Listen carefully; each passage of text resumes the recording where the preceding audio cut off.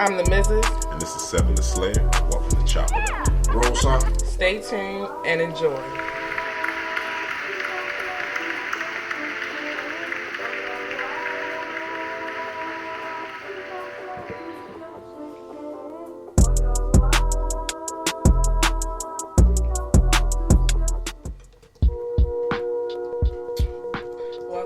Welcome back. Chop it up.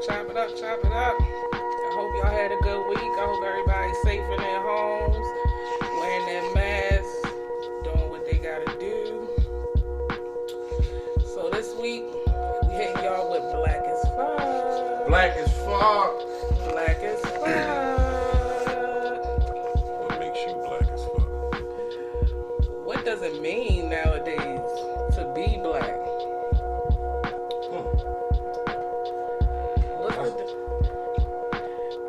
That's a good question. I was told if you have to ask, then you don't know.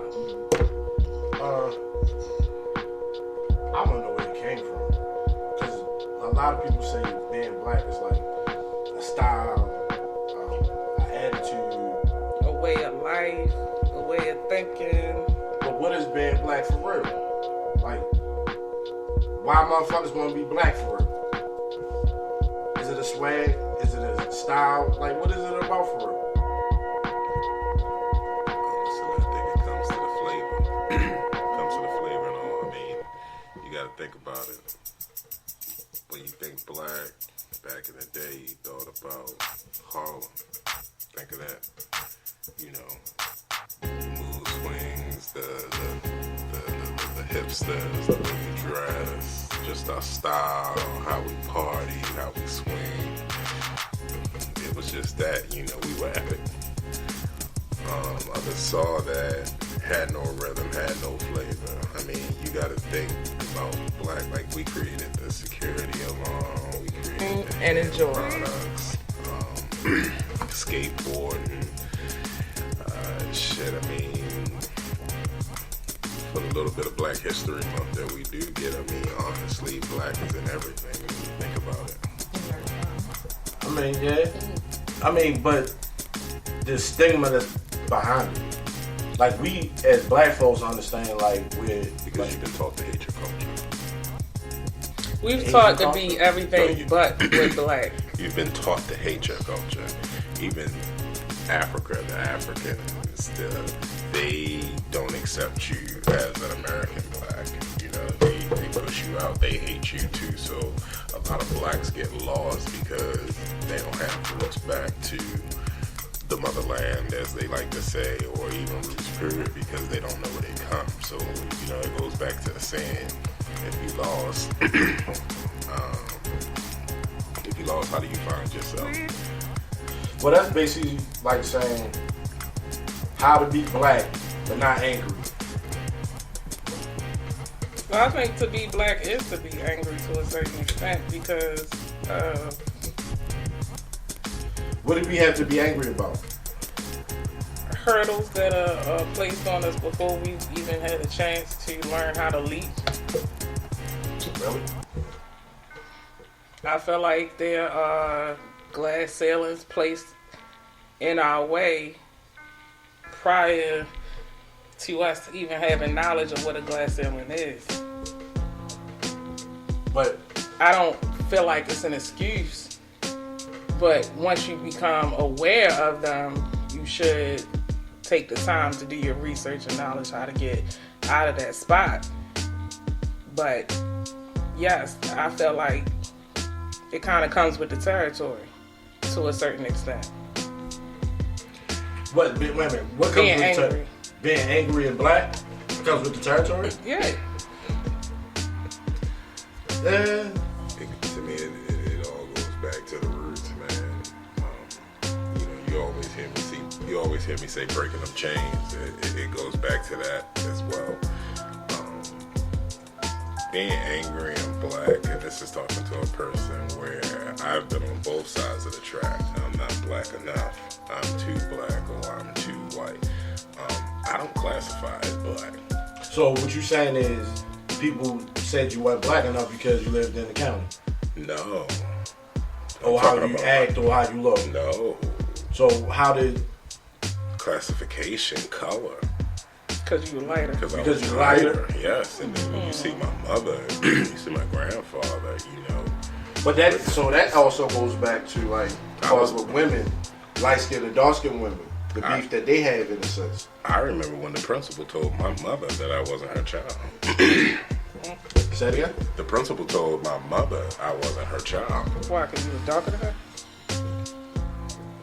They thought my mother was a white woman. So, men go through the same things that women go through as far as color discrimination.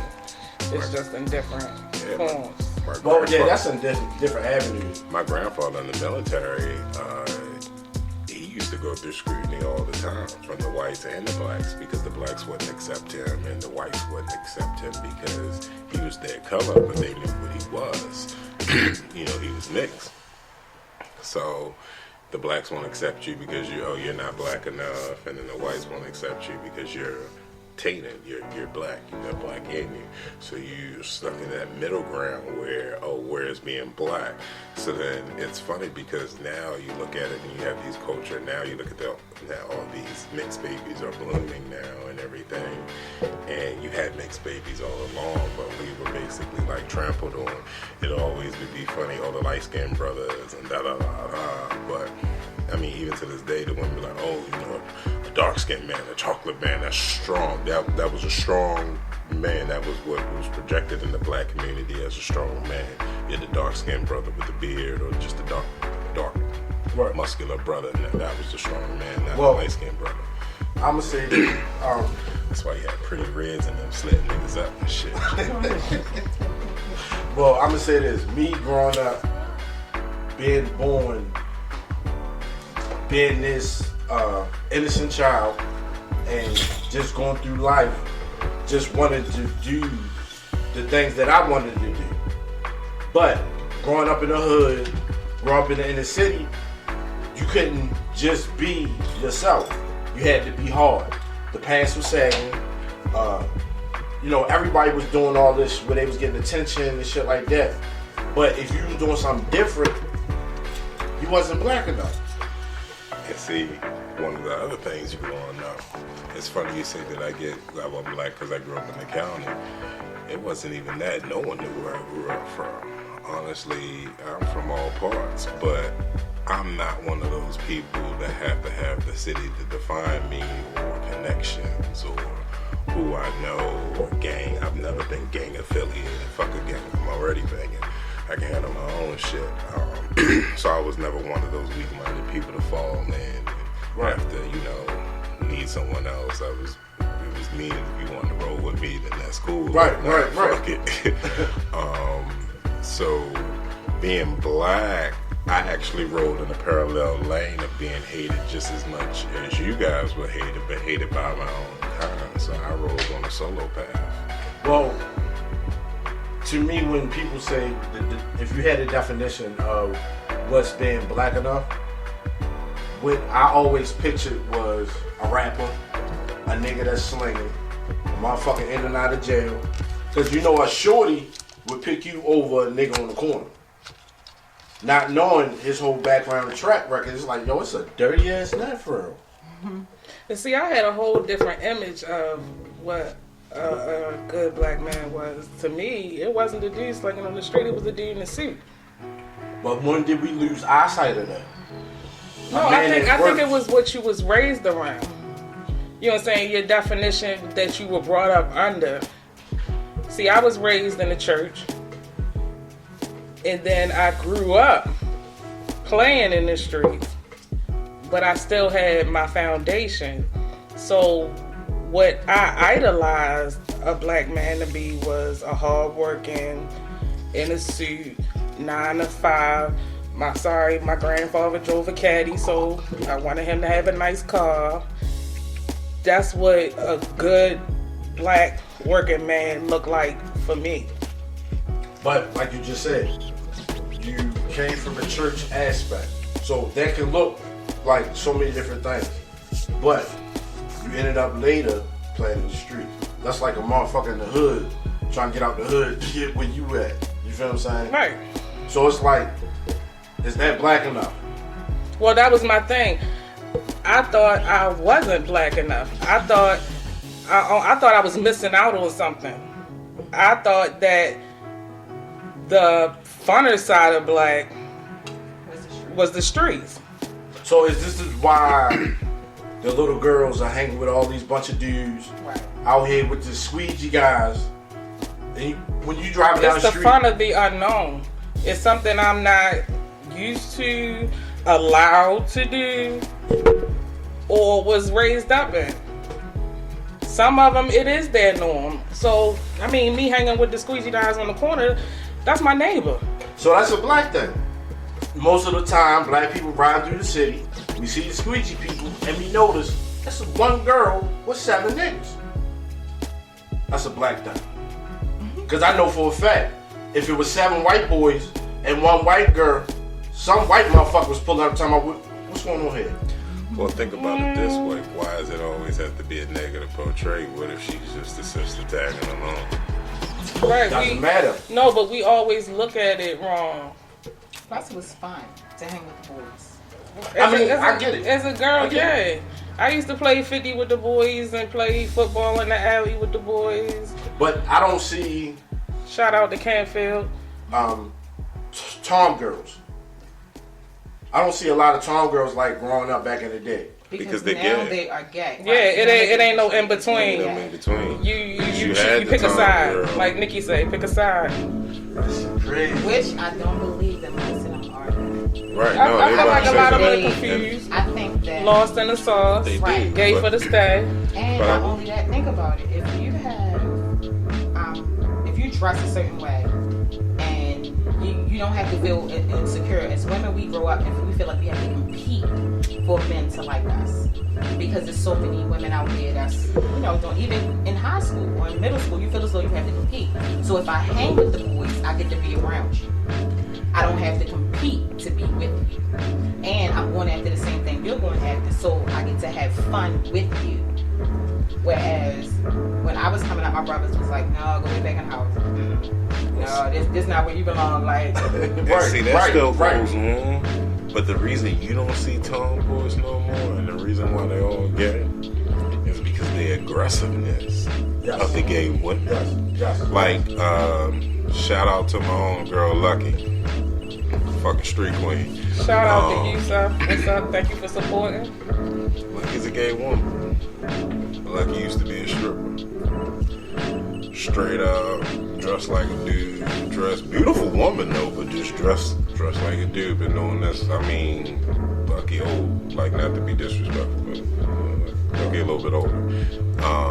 But from the time I'm hanging with her and what I learned, and she got a bad wife, like her wife is somebody you would want to, if you saw her walking down the street, blah, blah, blah. But from what I learned from them, she's like, man, if we smelt it on you, if we smelt your curiosity, we smoked you. We got you. You was in there. And once it was head games, boom, boom, boom. But you were a part of that life. And so the tomboy would get lost in the confusion and not knowing where they really want to be. And then they ended up just staying in that realm. I mean, there's a lot of them that I would talk to. I mean, just, when I used to work out there. And it's easy to get caught up in that situation because I was borderline tomboy, didn't really know what I wanted to do with myself because of how I was brought up to be I was very covered. Being growing up in the church, I had to wear a lot of covered clothes, so I was used to wearing baggy jeans and shorts and t-shirts and stuff like that. And hanging with the boys, you get confused between that friend and I like you line, and especially if you being a dark-skinned plus size girl. You know what I'm saying? Many boys wasn't too, pressed to be like, hey, that's my girl or whatever. So they'd be quick to call you sis before, hey, I like you, and actually put that out there up so front. you got to still be around them. Right, so I still got to hang with them, but then you get confused. Like, I'm hanging with these dudes, and when you get to a certain age, all they doing is talking about girls. Right. So you get to a point where you like, am I supposed to be looking at these girls too? Right. I'm with the niggas. Right. But thank God I had the view that I had, and I met this lovely man to my left. So the crazy thing I'm gonna say is, I was on World Star.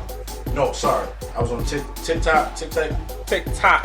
Yeah, I was on that shit. Yeah, you need a tic-tac. So, as I was watching, I was flipping it up, and I noticed two white people, a white man and a white woman.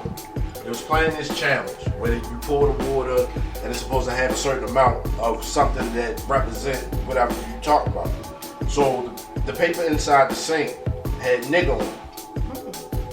So they started naming certain things about black folk. Chicken and watermelon. It's the sickest shit. Oh my God. But the things that those type of people think about black folks, watermelon and chicken. I think Wait. go ahead. The thing that I always wanted to say was, a nigga is not a color. A nigga is not a gender. A nigga is what you do.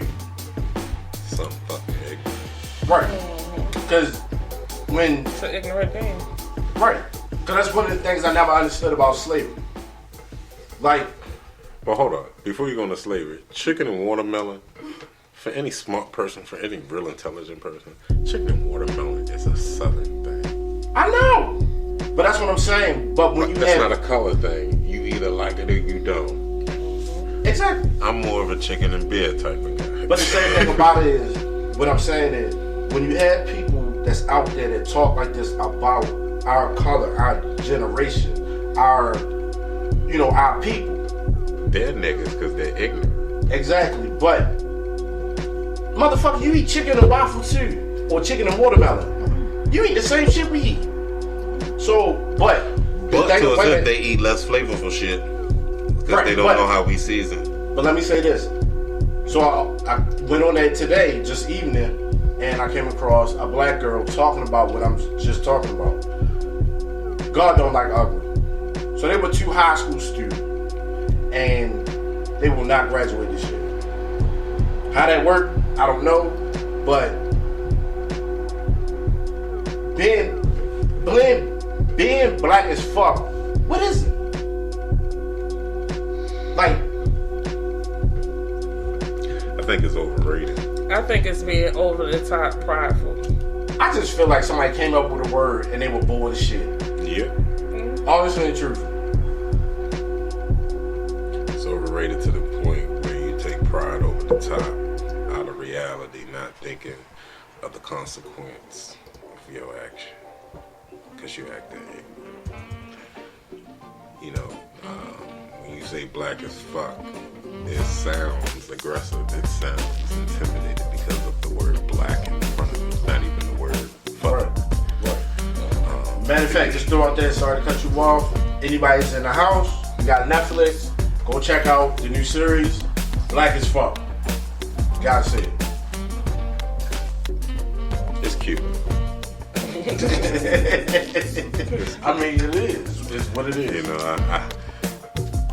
I tip my hat off to the top elite that can handle themselves and express their self in a way where it's not aggressively, but it's intellectual and it gets their point across. Because a lot of times where black people are misconstrued is because they can't articulate, they can't express themselves. All they feel is raw emotion from past experiences, and they get caught up in that and can't articulate.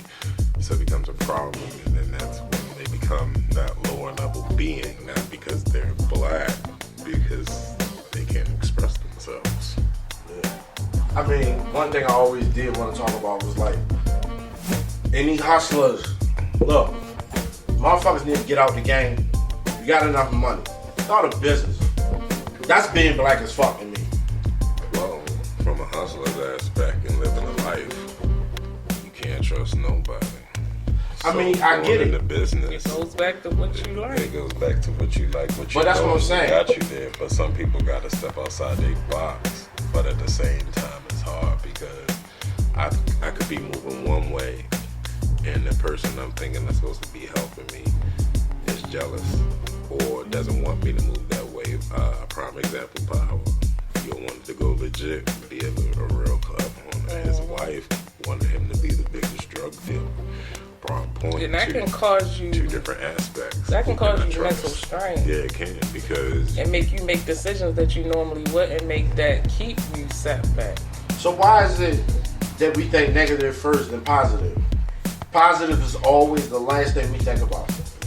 Because majority of the time, negative is what draws our attention. Positivity doesn't draw our attention because we naturally want to save things.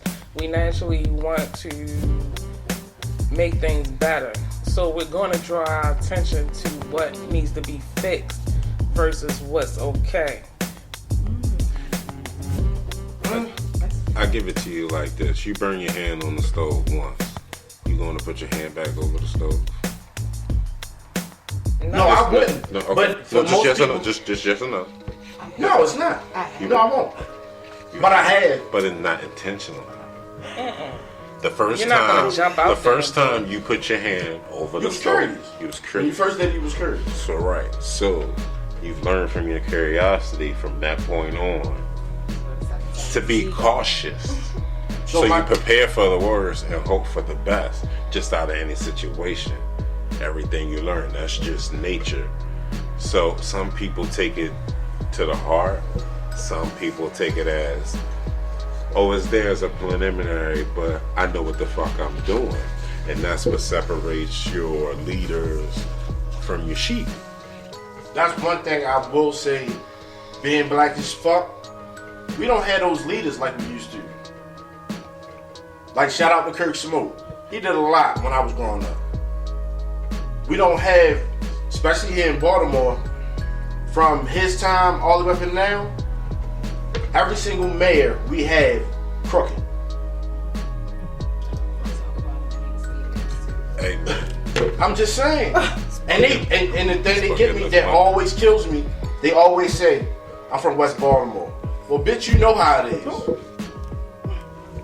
So when you sitting up in the office and you doing what you doing, you know exactly what's going on. Charm City, baby. I'm serious. When someone that's up in government rides through the city, you say Mondawmin. That's a cash mall. That's opportunity. I say cha-ching, cha-ching. Right. I see you niggas spending money. But this is the common denominator in it. When you say ching-ching, you also say more law enforcement. Where you know bullshit's gonna happen. If you bring this attention up here, what's gonna happen? I hit you with a fact. Mondawmin was actually a black mall. It's always been a black mall. No. Mondawmin was created by black folk. I don't know about that. Yeah, was brought out later on. But yeah. But that would make sense because that makes sense. They put them in the front. And then somebody was to be the man in the train. Right. But that was drug money that built that mall. But even still, They say they can't hear you, so. That was drug money that hit that mall. But Mondawmin was a black mall. It was founded by blacks. It was drugs, pimps. It was pimping that made that mall. but even still with that, if anybody has been to Baltimore, that lives in Baltimore, West Side, They got took before over. Mondawmin got rebuilt, Mondawmin's 10 times worse than what it is now. And I ain't talking about that rebuilt off that riot shit. I'm talking about deep. Go ask your greats. Hell yeah. Like, motherfuckers think being black is a style. When I'm not racist, but I'm gonna point some shit out. Yeah, hip hop started from black folk. But when you start taking this shit in, like if it naturally is in you, that's one thing. But when you start out like this, and you gotta script yourself to be like this, come on, y'all. Well, let me ask you this, because you're talking to the two-sided coin over here. Yeah. I can play both roles. I can go in any lane because I'm diverse, and that's just something I like about myself. I've strived to be that way. Not a lot of people want to be that way, but what that means is I can handle myself amongst Wall Street elite. I I can handle myself with the bangers. I can handle myself with the killer. Shit, we all went to school together. But the difference between me and them is I know a certain lifestyle that I want to live. I see America for what it is. Everyone's trying to change America. But Fuck America. This ain't my land. I don't own this shit. I'm a body with a spirit in it. What? Let's get back. Like, just being real. That's being black. Shit. We're not even gonna go into that lane, but the lane of you're a debt when you're born. But we're not even gonna go into that. Yeah, we definitely ain't going into that. But let's talk about where being successful, you're now a sellout. You're not black anymore. To where your success, you strive for success and you make it. And now you're not black enough because you don't know what it is to struggle. You don't know how much a carton of milk costs. You don't know these things. Does that define what black is? Struggling. A lot of black folks think that. Struggling is a life. But struggling brings on survival skills.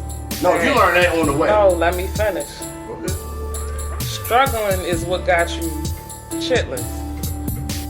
Struggling is what. No, excuse me. Struggling didn't get you chitlins. No, excuse me. What I'm saying is, it's like the fact that when you don't have, you make something out of nothing. Hey, turn shit to So gold. my whole point in that is, when we are motivated, sometimes it seems like we're only motivated to make something out of nothing when we have nothing.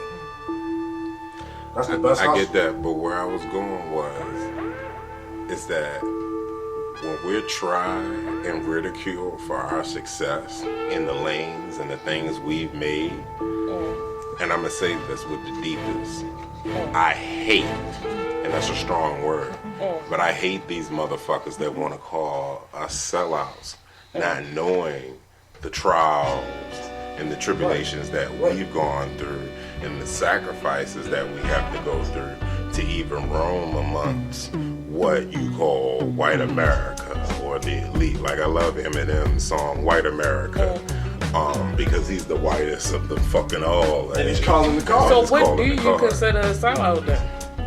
Anything, me being successful, me making 6 or 7 No, figures. a sellout is. Because my thing is, just because I made it to this point, in order for me not to be a sellout, I need to come back to the hood, support the people that's going through the same struggles I went through. No, that's not. No. I'm saying that's the only way I can't be a sellout. No. No. And that's the problem. Everybody's like, oh, I'm not reaching back out to the hood to help them. I'm not reaching a helping hand. Let me ask you something. The helping hand is me to tell you to read them books. When you got that friend that's looking for that hookup deal and you got this business going on, that's the people I'm talking about. Oh, let me get a hookup. Let me get a half. Or let me... Nah, dog. I'm making a brand. Respect the brand. Respect the business. Those people that's like, oh, well, how'd you do this? Well, I had to go through this. I had to go... Well, that's a little too much. That's the... I'm telling you what I did. I'm not saying you have to do this, but you're the one asking me for help, and you're basically bashing what I'm doing. I don't need that shit. So, honestly, you know, if I have the money to give back to the hood or whatever, then that's great. But a lot of things you got to think about is, why I want to give back to Baltimore? With all the crooked politicians and everything, I gotta pay the toll across the bridge, and the toll could wipe me the fuck out, and now I have nothing, and I'm sitting back where you sit. But you don't know the game yet, but you just sitting there shooting a gun at me. But the whole thing about it is getting out. Once you out, salute to everybody that made it out and did not turn back around. Right. Because one thing I always wanted to tell about a nigga, the street is where the car drives on. The hood is a neighborhood that was built. So when the motherfuckers out here representing this, that, you stupid. The reason why you don't own none of this shit. The sad thing about it is, for our ancestors, they had shit, but they owned property. They owned the house. They had money stashed up in the house. These generations, like right now, get a stimulus check, motherfucker going to Walmart, buying a TV. Hold up, what's going on? Or the fact that you're not realizing, you are not noticing that you're being looked at. You know why? I only heard about somebody getting a stimulus check and buying a TV from a white person. Come on. What are you buying a TV for? The things that we do sometimes just doesn't make sense to me. I say it like this, and a lot of people gonna hate me for saying it. It's like the Nino Brown, it's like New Jack City. So, you know, when you a hustler, and shout out when you can do back for your community, I'm not knocking. Yeah, I'm not knocking. When you come can back, shout out for your shout out. you can do for your community, but when you start spending on those large numbers, and then the feds watching, and then they see this, and they see that's all money being accounted for, and then things is, you know. I nigga walk around with $30,000 in his pocket and think it's a good thing. And then, and you know, you can't even see my facial expression. This is fucking dumb. You know what I mean? It's like, what are you doing? Right, and then you get killed. Leave your mother with the bill because she got burned. Correct. Your niggas, somebody split the money up. A lot of these Sometimes hustlers, they give the money out. A lot of these hustlers don't even realize that the whole point of your street hustling or whatever you do, whether it's illegal or illegal, the whole point was to get out of where you were from, to get somewhere better, and Get to do out of the better, game. not live in the game. Right. But not even just the game, just period life. The object was to do better and get better, but then you got lost in the atrocity of you gotta wear bling, you gotta wear this, you gotta wear that to be successful. And that's why I think some people get lost in the culture of what black is or what successful is, or, you know, I always say, why do we have to put something over, like you hear black excellence? Why can't it just be excellence? That's my biggest thing, because a lot of these, we gotta show that we're black and blah blah blah. I'm black as big as day. I'm not white. Right. When you see me coming through the door, for so the my sake of- excellency is excellency. I Why think they gotta do it put for the black sake of in front? individuality. I mean, I understand it's obvious that I'm black, duh. But Like, why is going to jail like the coolest thing to do? I never understood that. no, it's not It's cool. not the It's coolest just, thing it to just, do. It's just it's the supposed to give repertoire you where a a lot of them want status street, or rappers want street a cred. struggle you've been through. That's like niggas, a bunch of niggas hanging together like all day. Like when you got a significant other, that's who you're supposed to be with. I mean, sometimes, you know, hang, chill, whatever. You know what I mean. Mm-hmm. But, like, I don't know. But Sometimes. it goes back to what you want. A lot of people don't even know what they want. A lot of kids can't even find out what they want just because of struggles and things they're living through. So that's where you see a lot of our black culture. Like, think about this. Black culture is the ones that have the least fathers Right. in the household. Why is that? True. That's because it was made to make the independent woman. Now, grounds, the woman can be independent. I'm not saying that they shouldn't. Right. But they were played upon, and propaganda was made to make them be independent, but also kick the black man to the curb. Right. To cause dysfunction in the family.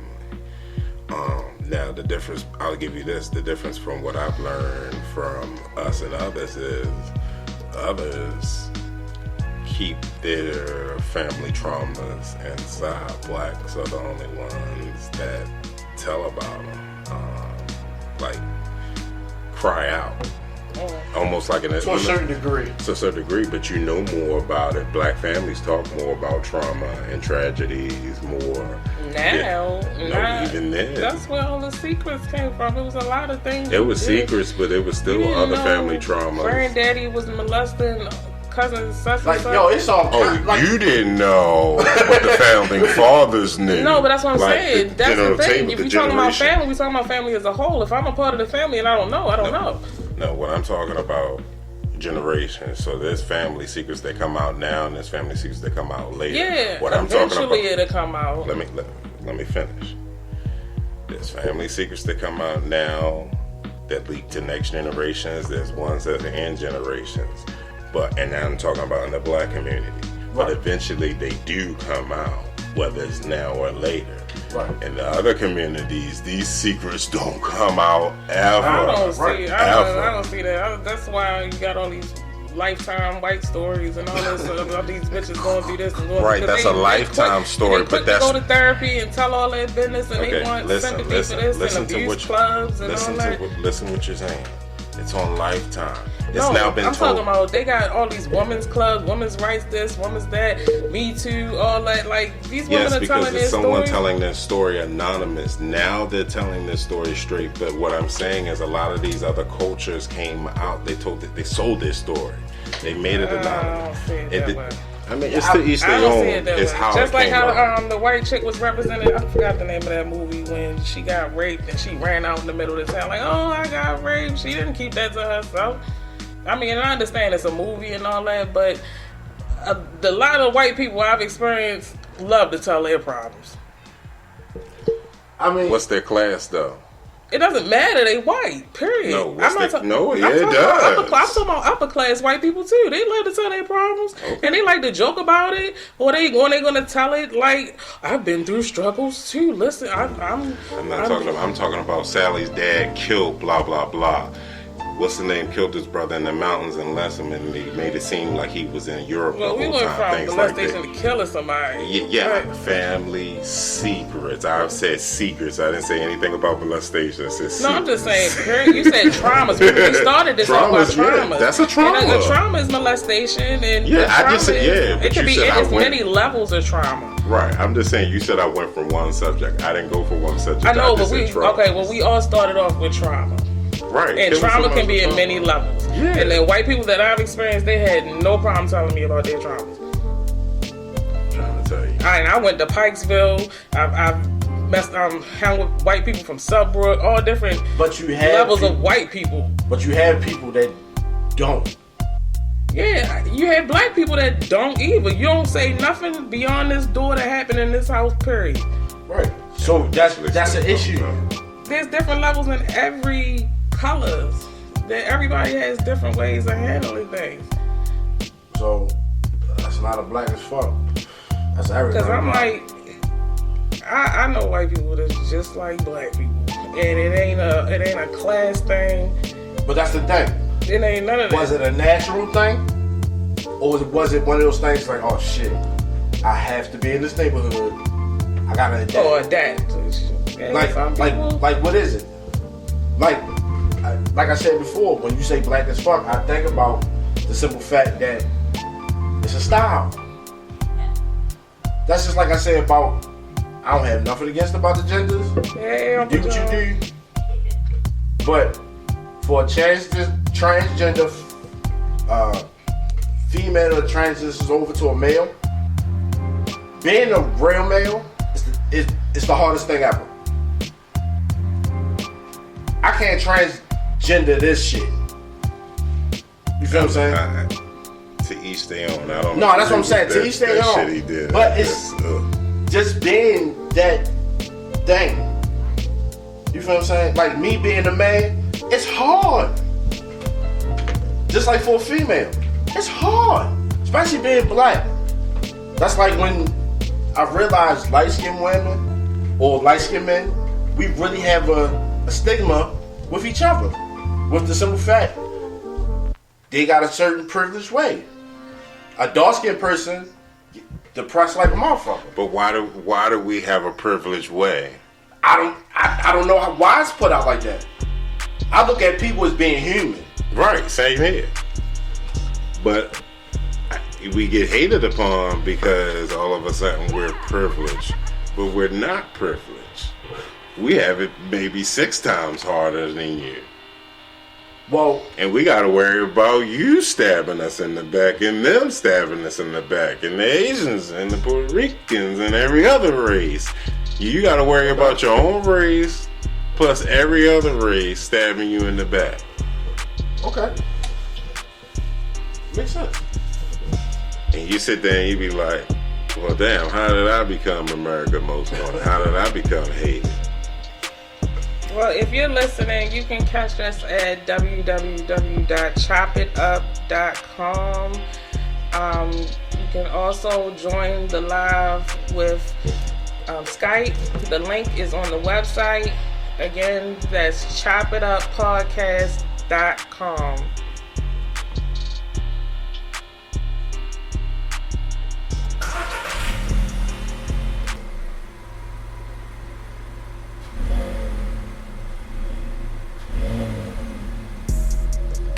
This is Seven the Slayer, and I present to you the Strand of the Week.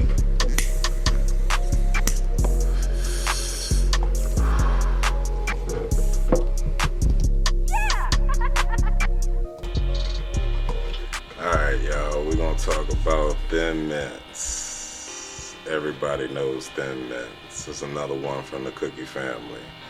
By far one of the most amazing strands. Lightning, intellect, gives you energy, a nice body feeling, uppity up. As you know, I love sativas. Thin Mints is a hybrid of sativa. Gives you that nice, it's actually an indica dominant, but I'm trying to tell you that Thin Mints are happy up there in the air. Real good. But no, the Thin Mints, you definitely got to copy some of that. It gives you that lightning effect feeling, get you in the mood, whether you want to dance, get you in that Barry White, like you just had some whiskey, whatever floats your boat. I'm a dark drinker, but that Thin Mints have you there, baby, and that's the Strand of the Week. I think you brought some of that over here before. Oh yeah, that Thin Mints have you right, baby. Right now, what we got on our table, we got Bubble Kush. No. Afghan. I'm sorry, we had Bubble Kush. That's what we puffing on tonight, Afghan. Shout out to my homie. Anybody out there smoking? Told up for us.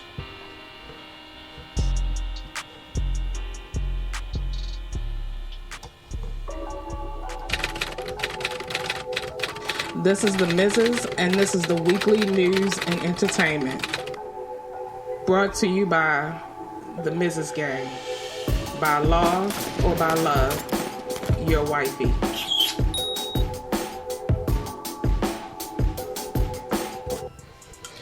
All right. So our governor of Maryland, Governor Hogan, has ordered face coverings to be worn in stores statewide, and the DMV is doing the same thing. As of 7 a.m. today, you must wear face masks in every store location you go to. I think this is a very smart move. In order for us to get back into our regular routine, we got to get these numbers to come down for at least 14 days consecutively. So stay home. Please stay home, wear your mask, do what you got to do. In conclusion to that, Governor Hogan also extended school closings to May 15th. Prayers go out to all the parents out there. Stress levels are high. Very high. They're working on ways to they're working on creative ways to hold graduation ceremonies for all the seniors this year. So hopefully they come up with something that will make these seniors feel like they're appreciated for all the work they've done. They're taken away from them. Yeah, and that's a very big experience that they should be able to have. Should, woulda, coulda, but it's all about safety. Yeah, that's more important. Look at the barber that was out here still cutting hair. Now that motherfucker dead. Yeah, that's true. That is true. I know a couple of them out there. Please be safe, y'all. So, slaughterhouse shutdowns. More than a dozen beef, pork, and chicken processing plants have closed and are running on a greatly reduced speeds. Ranchers have nowhere to send their animals. Shutting down one plant for a week is like closing an airport hub. So we might be running out of meat soon.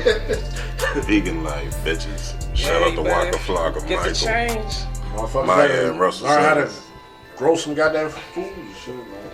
So be prepared. Vegan life. So, everybody's beloved Obama broke his silence this week. He addressed COVID-19. He applauded the people on the front line for doing their jobs and expressed his backing for them to be paid extra wages. Along with that, endorsing Joe Biden, Smokey Joe. He also addressed essential employees.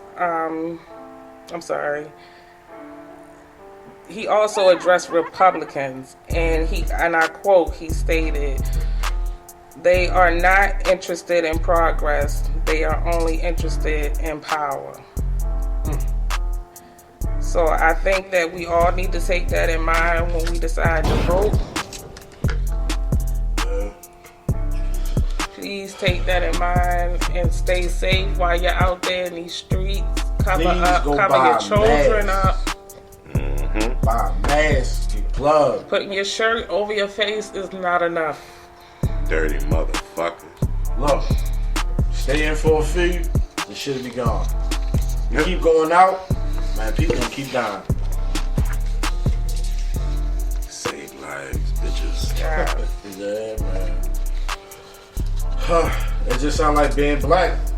It's a tough thing.